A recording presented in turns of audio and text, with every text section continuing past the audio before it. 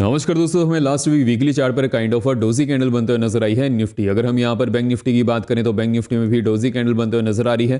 तो अब next week के लिए जो हमारे पास यहाँ पर 5 ट्रेडिंग सेशन है वहां पर मार्केट कैसा परफॉर्म करने वाली है वो हम इस वीडियो में फाइंड आउट करने वाले हैं। साथ ही साथ जो इंपॉर्टेंट न्यूज़ निकल कर आ रही है, देखिए यहाँ पर 3 इंपॉर्टेंट न्यूज़ हैं। फर्स्ट है यूक्रेन और रशिया के रिलेटेड। सेकंड न्यूज़ है जो इंडिया की जीडीपी आई है जो कम आते हुए नजर आई है वो नेगेटिव न्यूज़ है। देखिए जो यूक्रेन और रशिया की न्यूज़ है वो तो यहाँ पर पॉजिटिव है, लेकिन अगर हम यहाँ पर डोमेस्टिक न्यूज़ की बात करें, जीडीपी की बात करें तो वो मार्केट के लिए नेगेटिव आते हुए नजर आ रही है। और साथ ही साथ यहाँ पर थर्ड न्यूज़ भी है जो कि डोनाल्ड ट्रंप के रिलेटेड है, जो कि इंडिया के रिलेशन में उन्होंने कही है। उसका मार्केट पर हमें कैसे इंपैक्ट पड़ता हुआ नजर आएगा वो भी हम इस वीडियो में फाइंड आउट करने वाले हैं। तो ध्यान से सुनिएगा वीडियो को। अगर आप इस वीडियो को अच्छी तरह से सुन लेते हैं तो आपको फिर यूट्यूब पर मल्टीपल वीडियोस नहीं देखनी पड़ेंगी इन न्यूज़ के रिलेटेड, बिकॉज मैं आपको इनका कंपाइलेशन वे में कि मार्केट पर हमें इन तीनों न्यूज़ का कैसे इंपैक्ट पड़ता हुआ नजर आएगा, स्पेशली इंडियन मार्केट, वो मैं आपको यहाँ पर बताने वाला हूँ। तो ध्यान से वीडियो को देखिएगा। सो हम वीडियो को शुरू करते हैं। वीडियो को शुरू करने से पहले आप वीडियो को लाइक भी जरूर करते जाएगा, सो मुझे मोटिवेशन मिलती रहे कि आप वीडियो को पसंद कर रहे हैं। और साथ ही साथ यहाँ पर चैनल को भी सब्सक्राइब कर लें एंड बेल को ऑल पर रखिएगा, सो आप यहाँ पर कोई भी वीडियो को मिस ना कर पाओ। देखिए अगर हम सबसे पहले वीडियो की तरफ बढ़े, सबसे पहले हम देख लेते हैं वीकली चार्ट पर निफ्टी और बैंक निफ्टी यहाँ पर कैसा परफॉर्म करते हुए नजर आ रहे हैं। देखिए लास्ट वीक हमें क्या देखने को मिला, निफ्टी ने यहाँ पर 50 ईएमए को on weekly time frame touch किया, उसके बाद यहां से इस पोल लेते ऊपर से जाना कंटिन्यू किया। और अभी के लिए जहां पर निफ्टी की हमें क्लोजिंग देखने को मिली है वीकली चार्ट पर, वो यहां पर 20 ईएमए के आसपास ही बनते हुए नजर आ रही है ऑन वीकली टाइम फ्रेम। लेकिन अगर हम यहां पर बैंक निफ्टी की बात करें तो बैंक निफ्टी ने 20 ईएमए के ऊपर ही क्लोजिंग दी है, लेकिन एक kind of a doji candle बनते हुए नजर आ रही है। तो अब मार्केट में उसका क्या इंपैक्ट पड़ता हुआ नजर आएगा वो तो चलिए हम आगे वीडियो में डिस्कस करेंगे। लेकिन उससे पहले अगर हम यहाँ पर डेली चार्ट्स पर बैंक निफ्टी को एनालाइज करें तो बैंक निफ्टी ने जो 200 डेमा था वहीं से इस पोल लेते अपर साइड जाना कंटिन्यू किया था। देखिए जब निफ्टी और बैंक निफ्टी 200 डेमा के आसपास थे उस समय मैंने आपको अपडेट कर दिया था, जब भी मार्केट बहुत समय बाद 200 डेमा पे आती है तो वहां पर हमें सपोर्ट देखने को मिलती है, जैसे कि हमें प्रीवियसली भी देखने को मिल चुका है।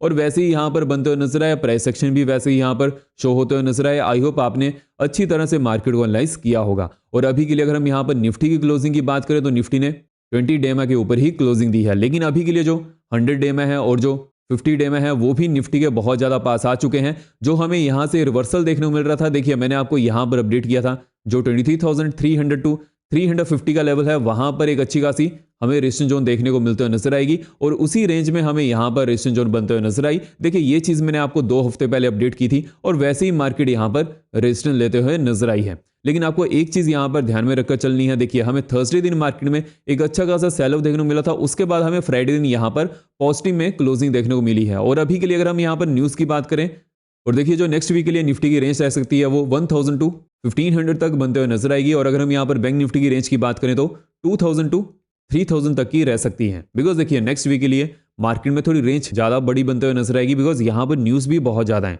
तो न्यूज़ यहाँ पर ग्लोबल मार्केट से पॉजिटिव में आते हुए नजर आई है और अगर हम यहाँ पर डोमेस्टिक मार्केट की बात करें तो वहाँ पर नेगेटिव में न्यूज़ आते हुए नजर आई है। देखिए सबसे पहले हम यहाँ पर ग्लोबल मार्केट की न्यूज़ को एनालाइज कर लेते हैं। देखिए अगर हम यहाँ पर जो इंपॉर्टेंट न्यूज़ है अभी के लिए, रशिया और यूक्रेन की जो वॉर चली हुई थी लास्ट 2 ईयर से, मोर देन 2 ईयर्स, वहां पर थोड़ा बहुत हमें आने वाले दिनों में रिस्पेक्ट देखने को मिल सकती है। बिकॉज यहाँ पर जो यूक्रेन के प्रेसिडेंट हैं जेलेंस्की, उन्होंने ये कहा है कि अगर जो यूक्रेन का बचा हुआ पार्ट है वो अगर नेटो में इंक्लूड हो जाता है तो जो रशिया ने यूक्रेन के पार्ट को लिया हुआ है ऑलमोस्ट 1/5 पार्ट, तो वो उसको वहां पर पॉज स्टेट में रख सकते हैं। मीन्स वो यहाँ पर वेट कर सकते हैं अगर रशिया यहाँ पर इस डील को एक्सेप्ट करता है। अभी के लिए देखना पड़ेगा कि रशिया का यहाँ पर क्या बयान आता है। लेकिन अगर यहाँ पर जो यूक्रेन के प्रेसिडेंट हैं जो अभी के लिए लास्ट वीक तक मिसाइलें छोड़ते हुए नजर आ रहे थे, अगर वो ऐसा कहते हैं तो मार्केट में ये पॉजिटिविटी की तरफ जाते हुए नजर आएगा। देखिए जब ट्रंप 5 नवंबर को यहाँ पर इलेक्शन जीते थे, मैंने आपको उसी समय कह दिया था जैसे जैसे ट्रंप यहाँ पर प्रेसिडेंट बनने के पास आएंगे, जैसे कि उनकी जो वोट टेकिंग सेरेमनी है वो जन 2025 में होने वाली है, जैसे जैसे वो डेट यहाँ पर पास आएगी उसी तरह से हमें जो वॉर्स हैं अभी के लिए यूक्रेन और रशिया की और जो अरेबियन कंट्रीज में वॉर चलते हुए नजर आ रही है वो यहाँ पर ठंडे बस्ते में जाते हुए नजर आएंगी। बिकॉज यहाँ पर यूएस की बैक नहीं है, अगर वहां से उन्हें पैसे नहीं आएंगे तो वो वॉर को कंटिन्यू नहीं कर पाएंगे। तो वही चीज हमें यहाँ पर धीरे धीरे बनते हुए नजर आएगी। लेकिन देखिए यहाँ पर जो ट्रंप भी अगर आ जाते हैं तो वो भी यहाँ पर कुछ ऐसा सोल्यूशन लेकर आएंगे कि जो यूक्रेन के फेवर में भी हो और रशिया भी वहां पर कोई ज्यादा जिद ना करें। लेकिन मैं तो देखिए यही चाहता हूं, बिकॉज ये वॉर बहुत ज्यादा खिंच चुकी है, ऑलमोस्ट 2 ईयर से ज्यादा। जब भी कोई वॉर वहां पर खिंच जाती है, जो वहां के लोकल सिटीजन होते हैं वो बहुत ज्यादा परेशान हो जाते हैं, बिकॉज ना ही वो वहां पर अच्छी तरह से उनके ना स्कूल और कॉलेजेस चलते हैं, ना ही वहां पर वो बिजनेस और जॉब कर पाते हैं, वहां पर लाइफस्टाइल खट जाता है। तो ये किसी भी कंट्री के लिए बहुत ज्यादा नुकसानदेह होता है। तो जल्दी से इसका कोई सोल्यूशन निकल जाए, दोनों यहां पर पार्टीज हैं वो अच्छी तरह से मान जाए, बस हम यही चाहते हैं। और उसकी वजह से क्या होगा, यहां पर जो स्टॉक मार्केट है वो पॉजिटिवली रिएक्ट करते हुए नजर आएगी। उसकी वजह से क्या हुआ, जो यहां पर डाउ फ्यूचर्स हैं वो अभी के लिए पॉजिटिवली रिएक्ट करते हुए नजर आ रहे थे। लेकिन अगर हम यहां पर डोमेस्टिक न्यूज की बात करें, देखिए जो इस बार के इंडिया के जीडीपी डाटा आए हैं वो एक्सपेक्टेशन से बहुत ज्यादा कम आते हुए नजर आए। एक्सपेक्टेशन थी अराउंड 6.5% की, लेकिन इस बार के 5.4% जीडीपी डाटा आते हुए नजर आए हैं, जो कि बहुत ज्यादा कम है। लेकिन अगर हम अदर मार्केट के सिनेरियोज की बात करें तो देखिए मैं आपको यहां पर अपडेट कर देता हूं। देखिए मैंने आपको यहां पर टेलीग्राम में जीडीपी डाटा के बारे में अपडेट कर दिया था। जिन्होंने टेलीग्राम चैनल को ज्वाइन नहीं किया है वो मेक श्योर कीजिएगा आप टेलीग्राम चैनल को ज्वाइन कर लीजिएगा। वहां पर मैं आपको इंपॉर्टेंट न्यूज़ के बारे में अपडेट कर देता हूं, और साथ ही साथ अगर मुझे मार्केट के रिलेशन में कोई भी अपडेट करनी रहती है वो भी मैं आपको वहां पर अपडेट कर ही देता हूं। तो मेक श्योर कीजिएगा आप टेलीग्राम चैनल को ज्वाइन कर लीजिए। वहां पर मैंने आपको इन सभी चीज़ों के बारे में अपडेट कर दिया था। देखिए उसका लिंक मैंने आपको डिस्क्रिप्शन बॉक्स और पिन कमेंट में अपडेट कर दिया, वही मेरा ऑफिशियल चैनल है, आप वहीं से ज्वाइन कीजिएगा। और देखिए जहां तक अगर हम यहां पर जीडीपी डाटा की बात करें तो ये जुलाई से लेकर सितंबर के जीडीपी डाटा हैं। उस समय के जो डाटा थे वहां पर मार्केट पहले ही रिएक्शन करते हुए नजर आ चुकी थी, और उसके बाद मार्केट यहां पर गिरते हुए भी नजर आई है। विच मीन्स की जो जीडीपी डाटा आए हैं ये मार्केट में ऑलमोस्ट फैक्टर इन हो चुके हैं। हाँ, नी जर्क यहां पर एक्शन देखने को मिल सकता है कि मार्केट यहां पर वोलेटाइल हो सकती है। जो लगातार 2 साल से मोर देन 2 इयर्स यहां पर चलते हुए नजर आ रही थी वॉर, वहां पर अगर स्टॉप लगते हुए नजर आएगा, कुछ डील बनते हुए नजर आएगी, तो वो ऑल ओवर ग्लोबल मार्केट के लिए यहां पर पॉजिटिव होने वाली है। बिकॉज उस समय जो क्रूड ऑयल है वो भी यहां पर गिरते हुए नजर आएगा। अगर यहां पर क्रूड ऑयल गिरता है तो वो डोमेस्टिक मार्केट के लिए बहुत ज्यादा इंपॉर्टेंट होने वाला है। बिकॉज जो इंडियन मार्केट है वो क्रूड इंपोर्टिंग कंट्री है, यहां पर क्रूड ऑयल नहीं होता है, हमें बाहर से इंपोर्ट करना पड़ता है। अगर क्रूड के प्रीमियम यहां पर गिरते हुए नजर आएंगे तो वो इंडियन मार्केट के लिए पॉजिटिव होगा। और अगर हम यहां पर डॉलर इंडेक्स की बात करें, देखिए डॉलर इंडेक्स भी ऑलमोस्ट 107 तक चला गया था, लेकिन वहां से गिरते हुए नजर आया है, जो कि यूएसडी आईएनआर के लिए भी यहां पर पॉजिटिव होने वाला है। अगर डॉलर इंडेक्स यहां पर और भी ज्यादा गिरता है तो वो अदर जो करेंसीज होती हैं वहां पर हमें पॉजिटिविटी देखने को मिल जाती है। लेकिन अगर हम यहां पर थर्ड न्यूज की बात करें, देखिए जो थर्ड न्यूज आते हुए नजर आ रही है, देखिए जैसे कि डोनाल्ड ट्रंप ने जब उनका इलेक्शन कैंपेन भी चलते हुए नजर आ रहा था, उन्होंने पहले ये क्लियर कर दिया था अगर वो यहां पर प्रेसिडेंट बनते हैं वो चाइना के ऊपर टैरिफाई करने वाले हैं। लेकिन अगर हम यहां पर इंडिया की बात करें, क्या वो इंडिया पर भी यहां पर टैरिफाई करने वाले हैं? देखिए उसकी पॉसिबिलिटी बहुत ज्यादा कम बनते हुए नजर आ रही है। इवन वो इंडिया को यहां पर फेवर भी कर सकते हैं ड्यू टू China+1 पॉलिसी। देखिए जो भी चाइना में अपना इन्वेस्टमेंट करती हैं कंपनीज या फिर वहां से प्रोडक्ट को मैन्युफैक्चर करती हैं, आज से 10 साल पहले ही ये यूएस की तरफ से स्ट्रेटजी चलना शुरू हो गई थी कि वो चाइना के ऊपर बहुत ज्यादा रिलाई नहीं कर सकते हैं। बिकॉज जितना चाइना यहां पर पावरफुल होगा उतना ही यूएस मार्केट के लिए वो खतरा बनने वाले हैं। तो इसके लिए उन्होंने क्या यहां पर डील की थी कि जो भी चाइना से ये कंपनीज प्रोडक्ट्स को इंपोर्ट करती हैं वो कहीं और मैन्युफैक्चर करना शुरू कर दें, जैसे कि इंडिया, इंडोनेशिया या फिर जो अदर कंट्रीज हैं। तो उसकी वजह से क्या होगा, इंडिया को यहां पर बेनिफिट मिल सकता है।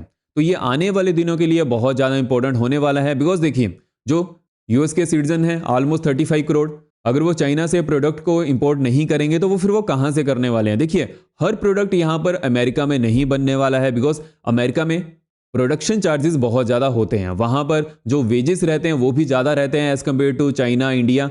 तो वो चाहेंगे अगर वो चाइना पर यहाँ पर अपने प्रोडक्ट को इंपोर्ट नहीं करना चाहते हैं, बनाना नहीं चाहते हैं, तो वो कहाँ से इंपोर्ट करना शुरू करेंगे? इंडिया से। वो इंडिया में बनाना शुरू कर देंगे। जैसे कि कुछ जो कंपनीज है वो अभी के लिए स्टार्ट भी कर चुकी हैं, बट वो अभी के लिए बहुत ज़्यादा पेस में नहीं है। तो ये चीज़ आपको यहाँ पर ध्यान में रखकर चलनी है। ये स्लो एंड स्टडी चीज़ें यहाँ पर पैन आउट होते नजर आएंगी। इन्वेस्टर्स के लिए ये पॉजिटिव थिंग बन सकती है। लेकिन अगर हम यहां पर ट्रेडिंग रिलेशन की बात करें कि नेक्स्ट वीक के लिए मार्केट पर इसका क्या इंपैक्ट पड़ता हुआ नजर आएगा, फर्स्ट ऑफ ऑल हमें यहां पर लेवल्स टू लेवल चलना है। देखिए मैं चार्ट को यहां पर थोड़ा साफ कर देता हूं। देखिए अगर हम यहां पर इस चैनल की बात करें, जो कि मैंने आपको लास्ट वीक इसके बारे में अपडेट किया था कि इस चैनल के ऊपर निफ्टी ने ब्रेकआउट दिया और वहां पर निफ्टी सस्टेन होते हुए नजर आ रहा है। देखिए ब्रेकआउट के बाद अगर एकदम से मार्केट अपर साइड की तरफ जाना शुरू कर देती तब वहां पर एंट्री बनाने का मौका नहीं मिलता है। लेकिन अगर मार्केट यहां पर सस्टेन कर रही है, अगर फिर से मार्केट इसको ब्रेक करने की कोशिश करेगी तो वहां पर बहुत अच्छी अपॉर्चुनिटी का मौका बनते हुए नजर आएगा। अपर साइड में जो इमीडिएट यहां पर रेजिस्टेंस जोन बनते हुए नजर आएगी, जो कि मेजर रेजिस्टेंस जोन है वो तो यहां पर 350 टू 400 की रेंज के आसपास ही बनते हुए नजर आएगी अब के लिए। लेकिन अगर हम यहां पर क्लोजिंग की बात करें, निफ्टी की क्लोजिंग की बात करें, वो हमारे पास 130 के आसपास बनते हुए नजर आई है। और देखिए जैसे कि इंडिया के जीडीपी डेटा भी इस बार कम आए हैं। देखिए आजकल क्या हो रखा है कि जो एग्जिट पोल आते हैं या फिर जो एस्टिमेशन भी होते हैं डाटा के, वो डिफरेंट आते हैं as compare to real result. तो जो अभी के लिए ब्रोकिंग कंपनीज के एस्टिमेशन है वो भी एग्जिट पोल के जैसे ही हो चुके हैं। तो उससे क्या होता है ना कि मार्केट में बहुत ज़्यादा कन्फ्यूजन बढ़ती है।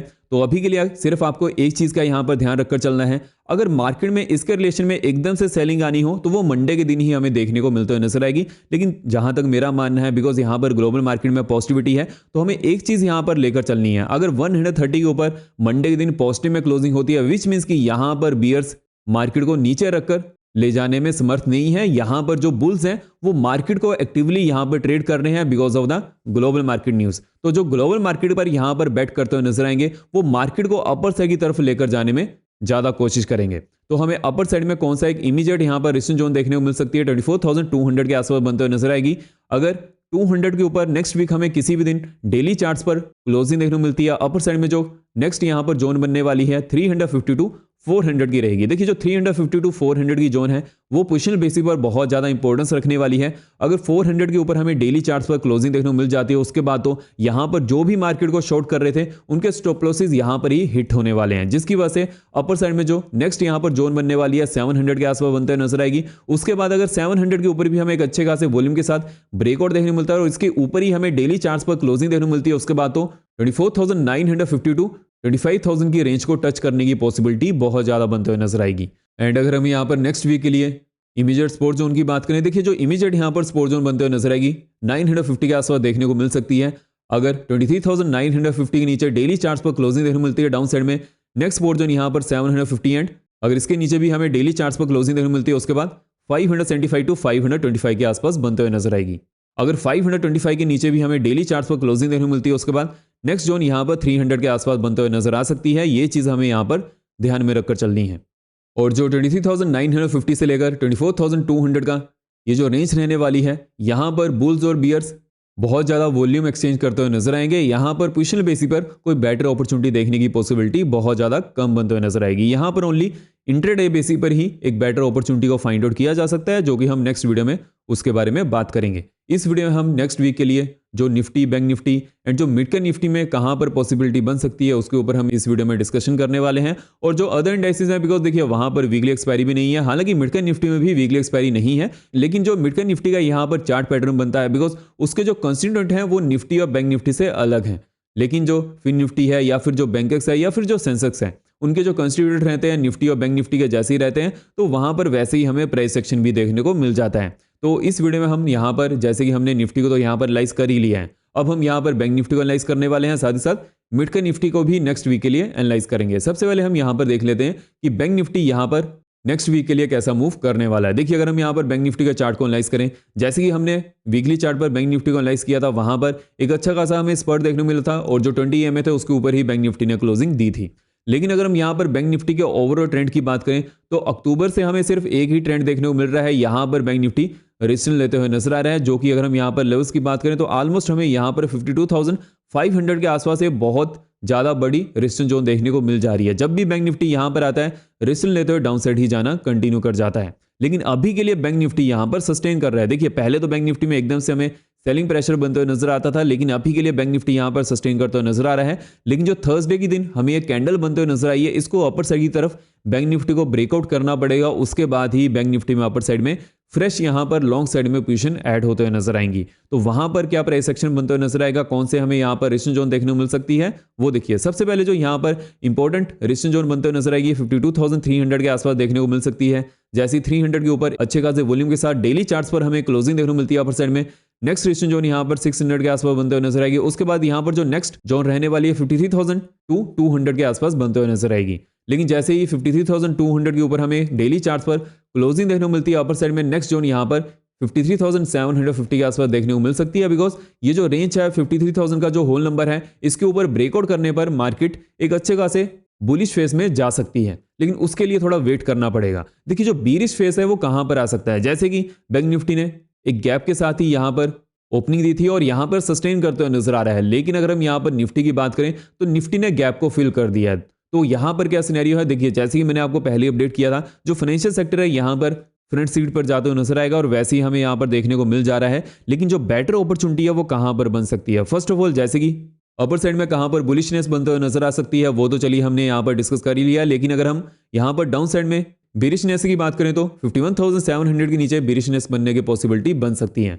अगर 700 के नीचे डेली चार्ट्स पर हमें क्लोजिंग देखने को मिलती है डाउन साइड में, नेक्स्ट सपोर्ट जोन यहाँ पर 450 एंड उसके बाद 51,000 टू 50,900 के आसपास जोन बनते हुए नजर आएगी। अगर इसके नीचे भी हमें डेली चार्ट्स पर क्लोजिंग देखने को मिलती है उसके बाद 50,350 के आसपास नेक्स्ट जोन बनने की पॉसिबिलिटी बन सकती है। और जो 51,700 से लेकर 52,300 की रेंज रहेगी वहां पर पोजिशनल बेसिस पर बेटर अपॉर्चुनिटी नहीं बनेगी, वहां पर ओनली इंटरडे बेसिस पर ही बेटर अपॉर्चुनिटी बनने के चांसेस बनते हुए नजर आएंगे। बिकॉज देखिए जो इंटरडे की जो ट्रेडिंग रहती है वहां पर टेक्निकल बेसिस पर ज्यादा हमें फोकस करना चाहिए, और जो पोजिशनल बेसिस की ट्रेडिंग रहती है वहां पर फंडामेंटल बेसिस के साथ साथ टेक्निकल लेवल्स पर भी फोकस करना चाहिए। तो इसीलिए जो इंटरडे की ट्रेडिंग रहती है वहां पर अपर साइड और डाउन साइड दोनों साइड की अपॉर्चुनिटी मिल जाती है, लेकिन पोजिशनल बेसिस के लिए हमें वहां पर वेट एंड वॉच करना पड़ता है डेली चार्ट्स पर। और अगर हम यहाँ पर नेक्स्ट वीक के लिए मिड कैप निफ्टी की बात करें, देखिए जो मिड कैप निफ्टी में हमें प्राइस सेक्शन बनते हुए नजर आ रहा है, ऑलमोस्ट हमें बैंक निफ्टी के जैसा ही प्राइस सेक्शन देखने को मिल जा रहा है। जैसे कि मिड कैप निफ्टी ने यहाँ पर गैप के साथ ही ओपनिंग दी थी, उसके बाद डाउन साइड की तरफ नहीं जाते नजर आया, विच मीन्स कि यहाँ पर जो मिड कैप स्टॉक्स हैं अच्छी तरह से मार्केट को यहाँ पर होल्ड कर रहे हैं। अपर साइड में जैसे ही इसके ऊपर हमें ब्रेकआउट देखने मिलेगा, डेली चार्ट्स पर क्लोजिंग देखने मिलेगी, उसके बाद मार्केट में एक अच्छी खासी मूव मिलने के चांसेस भी बनते हुए नजर आएंगे। तो हमें यहाँ पर कौन से इंपॉर्टेंट जोन्स के ऊपर ध्यान देना है, देखिए अपर साइड में 12,700 के आसपास इंपॉर्टेंट रेजिस्टेंस जोन बनते हुए नजर आ रही है। जैसे इसके ऊपर हमें डेली चार्ट्स पर क्लोजिंग देखने मिलती है अपर साइड में, नेक्स्ट जोन यहाँ पर 850 एंड 982 13,025 के आसपास बनते हुए नजर आएगी।